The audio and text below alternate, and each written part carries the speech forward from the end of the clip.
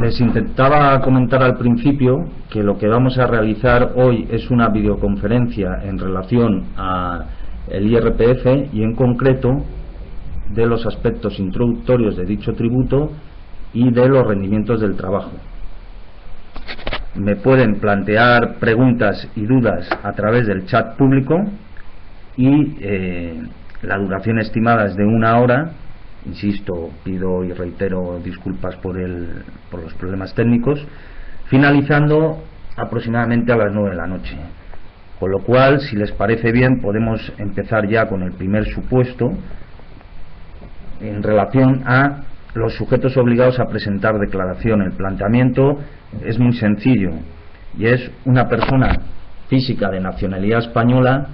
que es destinada por la empresa en la que trabaja a un puesto de trabajo en la isla de Man, que pertenece a Reino Unido, por lo que está fuera del territorio español más de 183 días al año. La cuestión es muy sencilla: si dicho sujeto está obligado a presentar declaración o no. Conocen ya la normativa a aplicar, en concreto el Real Decreto Legislativo 5/2004 de 5 de marzo, por el que se aprueba el texto refundido a la Ley del Impuesto sobre la Renta de los no residentes y de la normativa relativa a el impuesto de la renta a las personas físicas. En este caso en concreto, y puesto que el impuesto a la renta de los no residentes lo vamos a ver en los últimos temas del temario de la asignatura, lo que tendrían que consultar es la normativa relativa al impuesto a la renta a las personas físicas, así como, ya saben, las consultas de la Dirección General de Tributos, resoluciones de los Tribunales Económicos Administrativos Centrales, de los Tribunales Superiores de Justicia, del Supremo, Sala de lo Contencioso y de la Audiencia Nacional.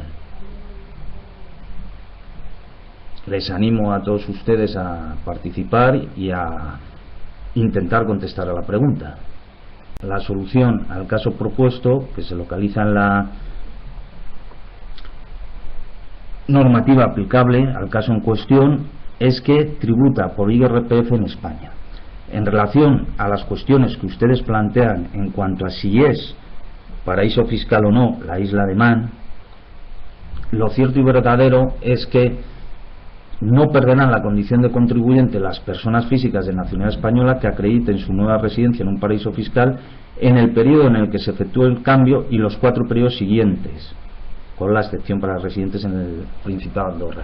Es decir, tienen que tener en cuenta ustedes que si bien es un paraíso fiscal, desde el momento en que se produce el cambio hasta pasado el periodo que la normativa les dice que son los 4 años siguientes, va a seguir tributando en España. Pasado ese periodo temporal, tributará en el país en el que efectivamente está prestando sus servicios profesionales, está ejerciendo su trabajo. La siguiente cuestión es también relativa a sujetos obligados, pero esta vez a aquellos que están obligados o no a presentar la declaración. El planteamiento es muy sencillo: un cliente suyo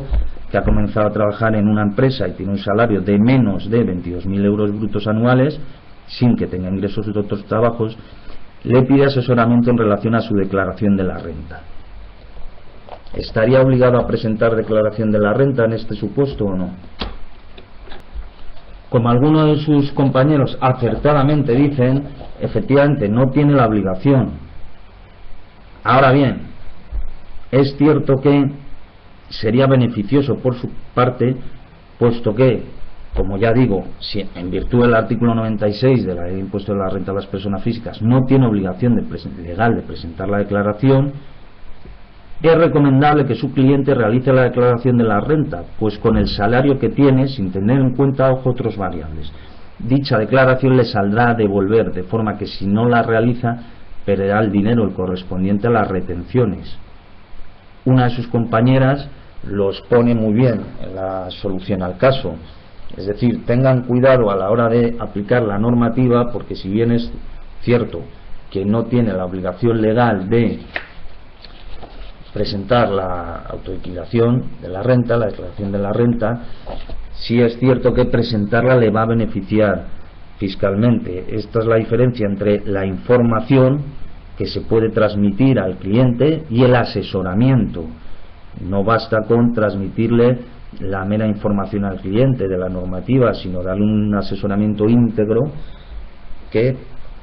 implique estas cuestiones a tener en cuenta.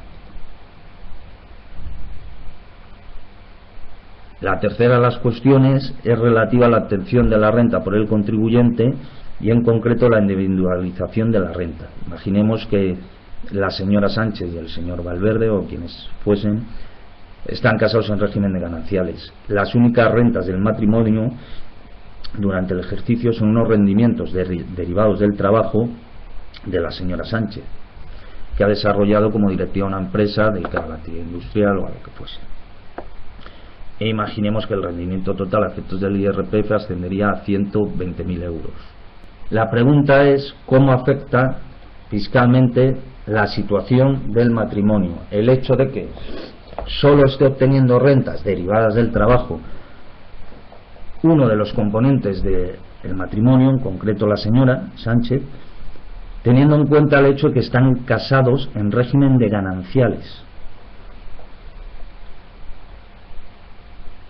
con independencia que efectivamente la señora en cuestión tenga un salario muy elevado. En este caso, si la renta se entendiese obtenida de conformidad con los criterios correspondientes al régimen económico matrimonial, la renta habría de atribuirse a ambos cónyuges a partes iguales, es decir, 60.000 euros a cada uno, teniendo en cuenta que el Código Civil establece el carácter ganancial de las rentas del trabajo. Por tanto, se produciría un efecto favorable para los interesados al aplicarse la escala progresiva del impuesto por separado a cada una de las mitades de las dos mitades del rendimiento total, con objeto de determinar la tributación individual de cada cónyuge,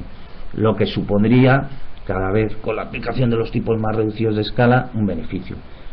Ahora bien, por el contrario, conforme al criterio específico establecido a efectos fiscales por el artículo 11.2 de la Ley de Impuesto de la Renta de las Personas Físicas, el rendimiento del trabajo se entiende obtenido en su totalidad por el cónyuge que ha generado el derecho a su percepción, esto es, la señora Sánchez. Por consiguiente, ésta deberá tributar por la totalidad de la renta obtenida, 120.000 euros, aplicando la escala progresiva en un solo acto a toda ella, lo que determinará un incremento considerable de los tipos aplicables. De forma y manera que, como muy bien plantean algunos de sus compañeros, la mayoría, que lo están resolviendo todos los casos hasta la fecha planteados de manera satisfactoria, hay que tener muy en cuenta la especificidad de la normativa fiscal y tributaria en relación con otros regímenes normativos como los derivados del derecho civil, mercantil, etcétera, etcétera. Y si bien es cierto que existe la posibilidad de que efectivamente la señora Sánchez presente la declaración de manera conjunta con su marido o no, porque ya saben ustedes que a raíz de la sentencia, vamos allá, no es obligatorio presentarlo por separado ni de manera conjunta, sino que es potestativo por parte del obligado tributario. Lo cierto y verdadero es que a efectos fiscales, en virtud del artículo que les cito de referencia a la ley, se va a considerar que la totalidad va al cónyuge que ha generado el derecho a su percepción.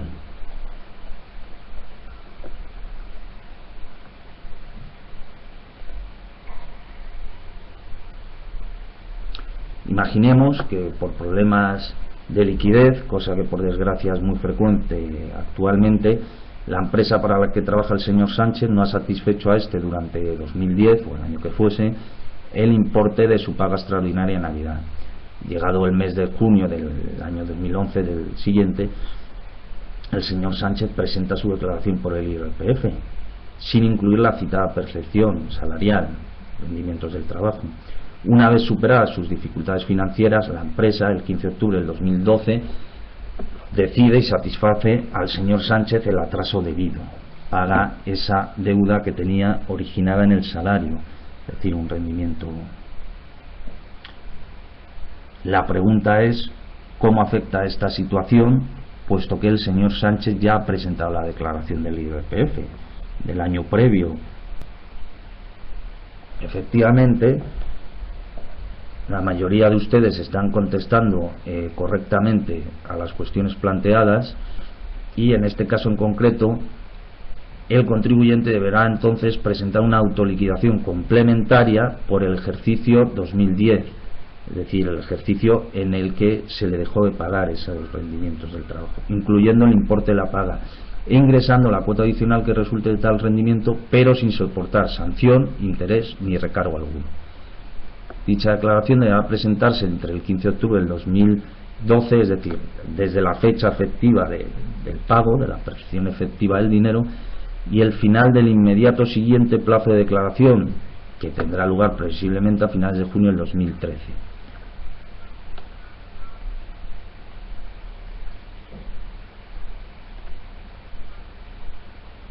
En cuanto a la cuestión de la residencia o no en España, ya saben que uno de los supuestos por lo que se considera sujeto pasivo del impuesto de la renta a las personas físicas, aparte de la realización del hecho imponible, es la residencia o no en España de dicho sujeto pasivo. En este caso en concreto, imaginemos que un deportista de nacionalidad española acredita su residencia en Gibraltar y en el presente ejercicio ha permanecido disputando distintos torneos, 90 días en Estados Unidos, 30 en Francia, 30 días en Australia, 30 en Japón y 60 en distintos países africanos. La duda es si se le considerará o no residente en España. Bueno, veo que hay discrepancia de opiniones y varias alternativas a la solución del problema o duda planteada. Será considerado residente en España ya que no puede probar su permanencia en Gibraltar, territorio calificado reglamentariamente como paraíso fiscal durante 183 días en el año natural.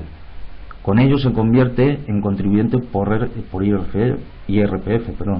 y por exclusión no será contribuyente a efectos del impuesto a la renta de los no residentes.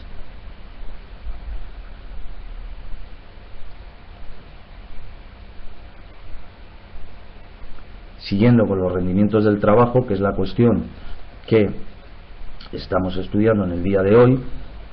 imaginamos un supuesto en el que el señor Rodríguez se ha desplazado desde su centro de trabajo, radicado en Madrid, Barcelona, donde fuese, hasta Córdoba, para desempeñar durante un día su trabajo en esta última ciudad, en Córdoba. El medio de transporte empleado por dicho señor es el AVE, justificándose gastos correspondientes al billete de ida y vuelta por importe de 160 euros. Su empresa le ha satisfecho una asignación de 160 euros para gastos de locomoción. Dos cuestiones que se plantean. En primer lugar, si tributaría la cantidad percibida por el señor Rodríguez. Y, en segundo lugar, si el señor Rodríguez hubiese realizado el desplazamiento en su propio vehículo, soportando los gastos de aparcamiento en destino por importe de 10 euros, ¿cómo se calcularía la cantidad máxima excluida de tributar? En cuanto a la solución, en el primer lugar, en este caso la cantidad percibida por el señor Rodríguez, al no exceder el importe justificado del gasto, quedaría excluida de tributar. Si el importe percibido hubiera sido superior, solo se hubiera considerado como rendimiento del trabajo el exceso. En segundo lugar, si el señor Rodríguez hubiese realizado el desplazamiento en su propio vehículo soportando gastos de aparcamiento en destino por importe de 10 euros, la cantidad máxima excluida de tributar se calcularía del siguiente modo, que ya lo ha planteado varios de sus compañeros de manera correcta: por cada kilómetro recorrido 0,19 euros, que dan un total de 152 y en concreto 162 euros. El número de kilómetros tenidos en cuenta, los 800, corresponden lógicamente a la ida y vuelta, 400 de ida y vuelta. Además, en este caso se habrá de justificar por cualquier medio de prueba la realidad del desplazamiento, así como el importe de los gastos de aparcamiento. En el primer supuesto es fácil acreditar la realidad del desplazamiento con el mismo billete del AVE,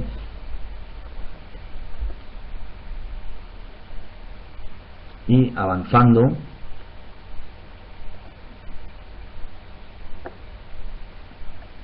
hemos de especificar que no están grabadas las cantidades que se abonen para compensar los gastos de viaje que se produzcan fuera de fábrica, taller, oficina, etcétera, donde se realicen habitualmente el trabajo bajo los siguientes requisitos e importes máximos. Esta información les figura en la normativa vigente. Cuando el empleado utilice transporte público, el importe que la empresa satisfaga específicamente por el gasto realizado, siempre que lo justifique mediante factura o documento equivalente, el billete de tren que les comentaba antes. En otro caso, como medios de transporte privados, la cantidad que resulte de computar 0,19 euros por kilómetro recorrido, siempre que se justifique el desplazamiento. Se justificaría el desplazamiento en transporte privado de cualquier forma admitida en derecho. Un ejemplo es que viene en el apartado B: si se ha realizado el viaje a través de una carretera que tiene algún tramo de peaje y efectivamente se ha pagado dicho peaje con el documento que justifica, acredita que se ha pagado el viaje. Otra posibilidad de acreditar la realidad del viaje es si, por ejemplo, usted ha tenido una reunión en la sede, oficina, en la empresa de uno de sus clientes que la tiene fuera de donde usted trabaja, y puede acreditar con el libro de vistas, incluso con la testifical del cliente, que efectivamente usted se ha desplazado a atender a dicho cliente, etcétera, etcétera. En el caso de los abogados es muy fácil. Si uno tiene un pleito, un tema de índole tributario fiscal y se tiene que desplazar a Barcelona porque tiene un contencioso administrativo en el TEAR, pues existe la notificación del señalamiento y toda la documentación relativa a dicha reclamación, con aportarla. Otra cuestión que podemos abordar en relación a los rendimientos del trabajo es cuando un contribuyente pacta con la empresa en la que trabaja una retribución anual íntegra de, imaginemos, 60.000 euros. Pero la empresa, lógicamente, descuenta de dicha retribución lo que corresponde a seguridad social, la cotización, imaginemos 2.500 euros, y en virtud del tipo que tenga que aplicar de retención, pues unos 13.200 euros, percibiendo en realidad un líquido de 44.300 euros. ¿Qué cuantía declararía el contribuyente como rendimientos dinerarios? Efectivamente, todos ustedes están en lo cierto. El contribuyente declara como rendimientos dinerarios los 60.000 euros, porque son los rendimientos íntegros en caso de retribuciones dinerarias, artículo 17. Imaginemos que el señor Aznar reside en Granada y trabaja en Barcelona, y durante el mes de mayo del 2013, el año que corresponda, ha sido destinado por su empresa durante 10 días a París, a Berlín, donde fuese, con el encargo de rematar una importante operación comercial. A tal fin se le han satisfecho 3.000 euros en concepto de dietas por manutención y 5.000 euros por estancia. Tales cifras se corresponden con el importe de los gastos justificados respectivamente por comidas y alojamientos. ¿Qué cantidad tributaría? Como acertadamente están contestando todos ustedes, en este supuesto la asignación por gastos de alojamiento queda excluida de tributación en su totalidad, al corresponderse con el importe del gasto efectivo que se justifica. El criterio es distinto, sin embargo, para la asignación por gastos de comida. Por tal concepto, el importe máximo resulta de multiplicar el número de días por la cuantía diaria prevista para desplazamientos con pernoctación fuera de España. En concreto, 91,35 euros por 10 días dan 50 euros. Así pues, el exceso percibido se someterá a gravamen como rendimientos del trabajo.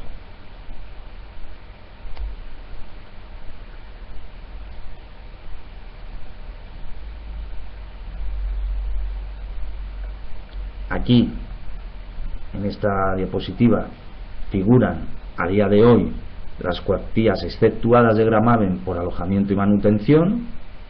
con pernocta, sin pernocta, con la especificidad del personal de vuelo cuando es en España y cuando es en el extranjero. Lo que hay que hacer es manejar estas tablas, esta información, y hacer el cálculo numérico pertinente.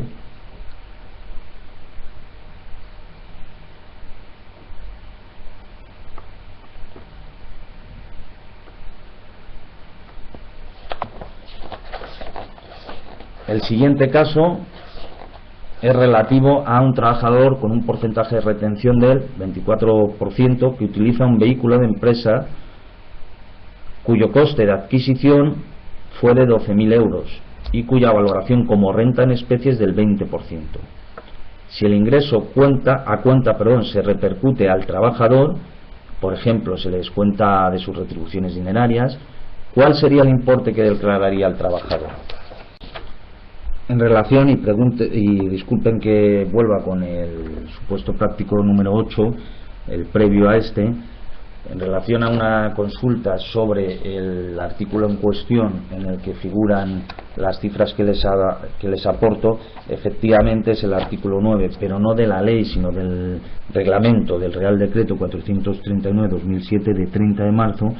por el que se aprueba el reglamento del impuesto sobre la renta de las personas físicas.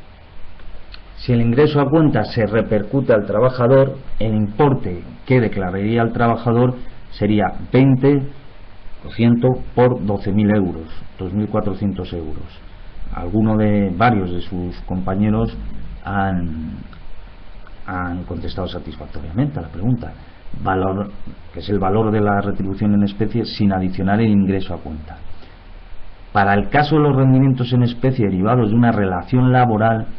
en ausencia de pactos expresos al respecto, la sentencia del Tribunal Supremo de 16 de junio de 1995 declaró el derecho al empresario a repercutir el ingreso a cuenta, descontando su importe del trabajador de las retribuciones dinerarias. Ya les comentaba al principio de la videoconferencia que, además de manejar la normativa al respecto, los criterios de la Administración, consultando las consultas de la Dirección General de Tributos, hay que empezar a manejar, o al menos conocer, que existen resoluciones de los tribunales administrativos regionales y del central y sentencias de los TSJs, del Supremo, del Constitucional incluso, y de la Audiencia Nacional, que afectan al ejercicio profesional de quienes nos dedicamos a asesorar a empresarios o a otro tipo de clientes. Hay que acostumbrarse a manejar la jurisprudencia.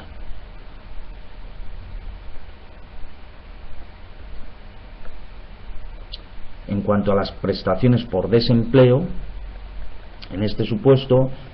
imaginamos que la señora Martínez tiene derecho a una prestación por desempleo de, digamos, 1.350 euros mensuales, pagadera entre octubre de 2010 y marzo de 2012, ambos inclusive, los años son aleatorios. Sin embargo, en el mes de octubre del año que corresponda, ha solicitado y obtenido el pago único de la citada prestación, que ascenderá a 22.500 euros, la citada cosa. Para este caso en concreto, téngase en cuenta que no se aplica el cambio normativo en vigor para las prestaciones por desempleo percibidas desde el 1 del 1 del 2013. Esta situación en la que se encuentra la señora Martínez tiene un reflejo, una incidencia fiscal en su declaración del impuesto a la renta de las personas físicas. ¿Cuál sería? Siempre y cuando se cumplan una serie de requisitos: el destino a las cantidades percibidas a las finalidades y casos previstos en el Real Decreto 1044/1985 y el mantenimiento durante 5 años de la acción o participación, en el supuesto que el contribuyente se hubiese integrado en sociedades laborales o cooperativas de trabajo asociados, o de la actividad, en el supuesto que hubiera destinado las cantidades a desarrollar una actividad como trabajador autónomo. En dicha situación, de la cantidad recibida solo tributará el exceso sobre los 15.500 euros, es decir, 7.000 euros. Conforme el criterio general de exigibilidad, el citado importe constituirá rendimiento del trabajo en el periodo impositivo del 2010. Este caso lo que busca es que tengan ustedes en cuenta que cuando hay un supuesto de este tipo, tenemos que tener muy en cuenta los requisitos a cumplir, que algunos son con carácter previo en ocasiones y otros son posteriores. Por ejemplo, aquí figura el mantenimiento durante 5 años de la actividad, si es como trabajador autónomo, de la acción o participación, si lo que ha destinado el dinero que ha recibido es a participar en una sociedad laboral o cooperativa. Y otra de las cuestiones que pretendía que se diese con este caso práctico en concreto es en la cambiante normativa con la que tenemos que manejarnos día a día. Es decir, tengan ustedes muy en cuenta y mucho cuidado con el hecho de que la normativa tributaria, al igual que la laboral, cambia constantemente.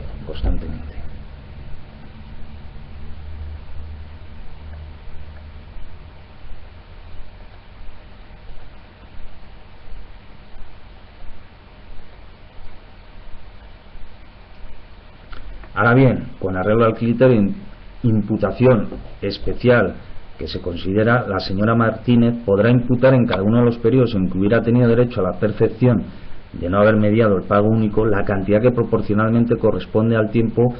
que en tal caso hubiera abarcado la prestación en cada periodo, operando del siguiente modo: rendimiento imputable a 2010, 11 y 12. Como el periodo de prestación periódica se ha expresado en meses, para determinar la cuantía imputable a cada año se multiplica 7.000 por el número de meses que con derecho a la prestación en ese año tiene, y se divide por el número total de meses que hubiera abarcado la prestación. Es decir, puede diferir en el tiempo a lo largo de 3 declaraciones de IRPF ese exceso por el que se ve obligado a tributar.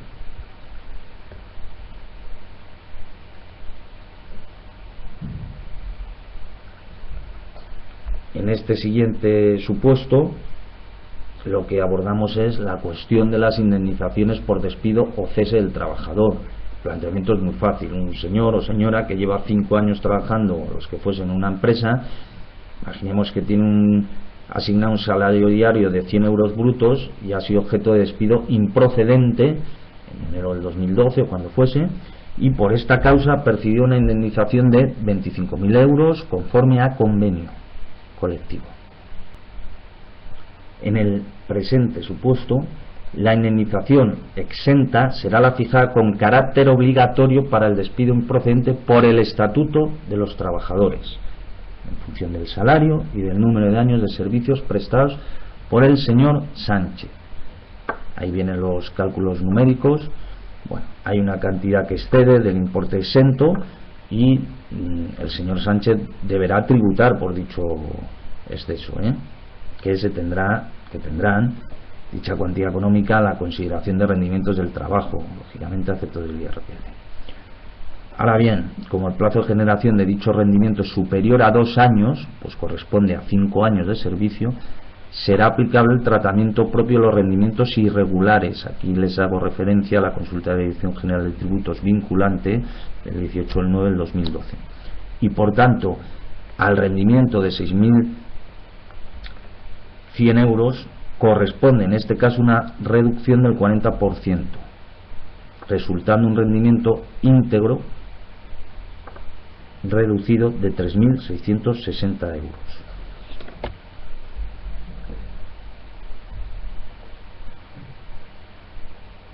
Es decir, hay una parte que es el exceso por el que se ve obligado a tributar, de forma y manera que, si bien es cierto que tiene que tributar por dicho exceso, como se ha generado, ya que dijimos que corresponde a 5 años de servicio y lo ha generado en un periodo superior a los 2 años, sí que se puede acoger a la reducción del 40%. La cuestión aquí es que la indemnización se basa en un convenio colectivo, no en el Estatuto de los Trabajadores o en una sentencia. En cuanto a los cálculos, uno de sus compañeros ya se ha adelantado a mí y, como ven, el salario diario era de 100 euros brutos. En relación a la cuestión que plantea uno de sus compañeros, es bastante delicada, y es si se considera procedente o improcedente el despido. Para que en la jurisdicción social se considere un despido improcedente, debe ser declarado así por sentencia judicial firme o porque así lo reconoce el empresario, pero ese empresario lo tiene que reconocer en el SMAC, en el servicio de mediación. Tiene que hacer el trámite de acudir al SMAC y reconocer que ese despido es improcedente, o si no quiere reconocer que el despido es improcedente, ir a juicio, y en la sentencia posterior se declarará o no improcedente el despido. ¿Qué está ocurriendo? Que hay cierta controversia en cuanto a si el hecho de no pasar por el SMAC supone que el despido haya sido declarado improcedente o no a efectos del IRPF,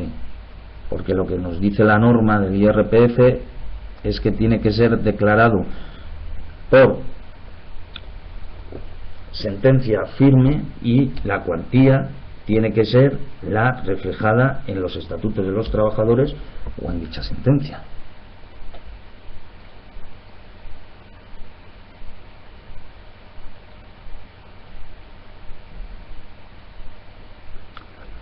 Es más, tengas en cuenta que hasta el 13 de febrero del 2012 la indemnización por despido improcedente se fijaba en 45 días por año con un tope de mensualidades de 42, y desde dicha fecha sin carácter retroactivo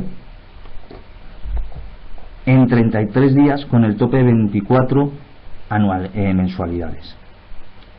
Es decir, ha habido un cambio normativo, en este caso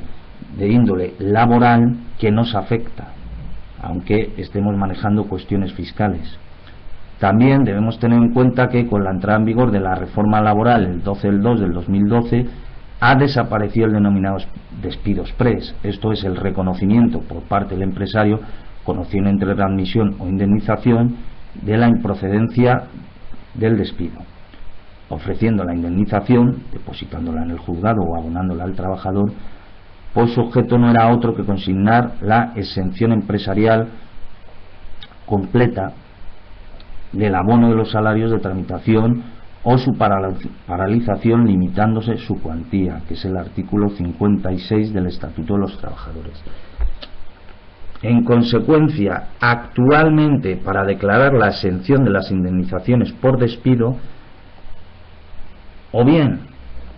es necesario un acto de conciliación, de ahí que se acuda al SMAC, o una resolución judicial, y al respecto ya se ha pronunciado la Administración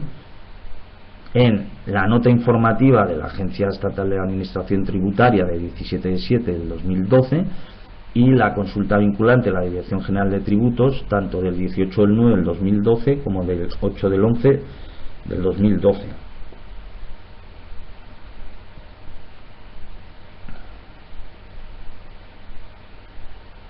En cuanto a los salarios de tramitación, esto es un concepto de índole laboral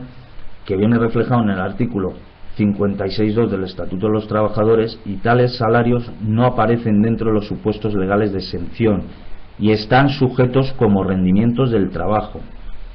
De hecho, hay bastantes consultas de la Dirección General de Tributos relativas a la cuestión de los salarios de tramitación, del 9 del 3 del 2000, del 17 del 13, perdón, del 7 del 2001, del 27 del 11 del 2002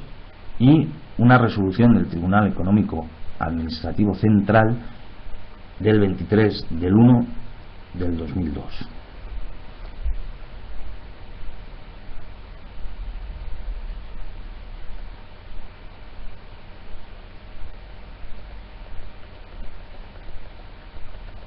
Como les figuraba aquí, a raíz de la entrada en vigor de la reforma laboral ya del 2012, desapareció el despido express, que, como ya decíamos, su objeto no era otro que conseguir la exención empresarial completa al abono de los salarios de tramitación. Al realizarse dicha modificación, los salarios de tramitación a día de hoy pues no se están percibiendo, ni abonando, ni reclamando.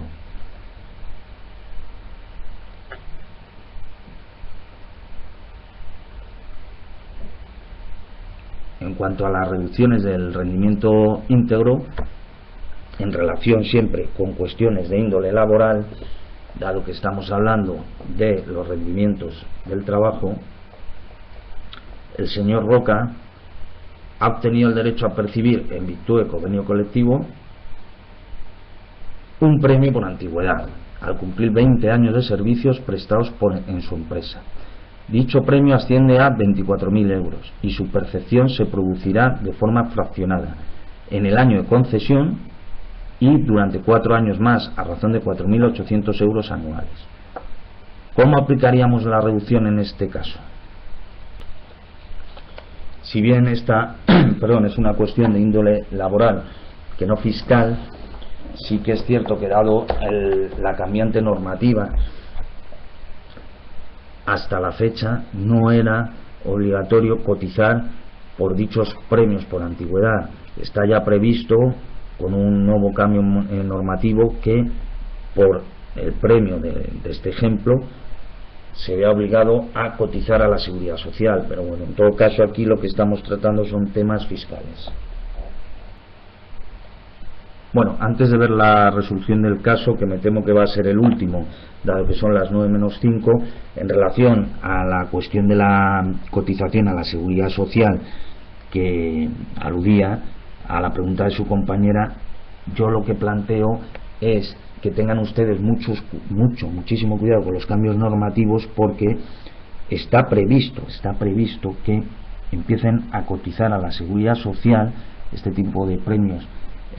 a la antigüedad reflejados en convenio colectivo, cosa que antes no ocurría. Tendría que comprobar, y se me escapa de mi materia porque ya digo, insisto, que es cuestión laboral y que no tiene incidencia en la tributación, pero creo que efectivamente se ha planteado, incluso se ha llegado ya a aprobar la norma por la cual empiezan a cotizar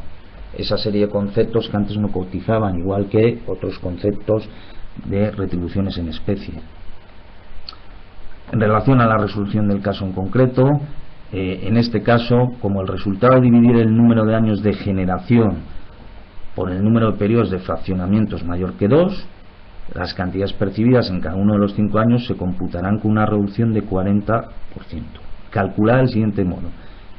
el rendimiento íntegro, la reducción correspondiente y la cuantía que salga de estos cálculos matemáticos, que en este ejemplo 2.880 euros, lo que fuese, que es el rendimiento íntegro reducido computable en cada uno de los 5 años de percepción. Ya uno de sus compañeros lo adelantaba, que efectivamente se iba a desglosar, si lo quieren decir ustedes así, a lo largo de esos años. Si por el contrario el premio, de la cuantía que fuese, hubiera de percibirse mediante un total de 12 pagos a razón de 2.000 euros anuales, estos no podrían ser en ningún caso objeto de reducción, debido a que el cociente a tener en cuenta sería inferior a 2. Es decir, en este caso en concreto, tengan ustedes en cuenta que a la hora de saber o asesorar, responder a la pregunta, a la cuestión práctica de un cliente, tendríamos que estudiar muy bien el caso, plantear las dudas que tuviésemos a dicho cliente para que nos quedase a nosotros claro cómo va a cobrar esa cuantía económica, de dónde procede, si la percepción de la misma se va a producir de manera fraccionada o no en el tiempo, etcétera, etcétera, para poder darle la respuesta correcta. Y por último, espero que les haya sido productivo la asistencia a esta videoconferencia, que les haya resuelto alguna de las dudas que tuviesen, o que al menos les incentive, les ayude a trabajar y a estudiar con el IRPF. En cuanto, ya por último, a la respuesta de Victoria, por no dejar ninguna pregunta en el aire, en cuanto al punto de vista del empresario, este mismo viernes se va a impartir en la Escuela de Negocios y Dirección un taller práctico de 4 horas de duración sobre el impuesto sobre sociedades, ya que la pregunta que usted me plantea no es relativa al IRPF sino al impuesto sobre sociedades. Les agradezco su asistencia. Todos ustedes han contestado la mayoría de las cuestiones de manera satisfactoria e insisto, espero que haya sido de su agrado esta videoconferencia. Muchas gracias a todos.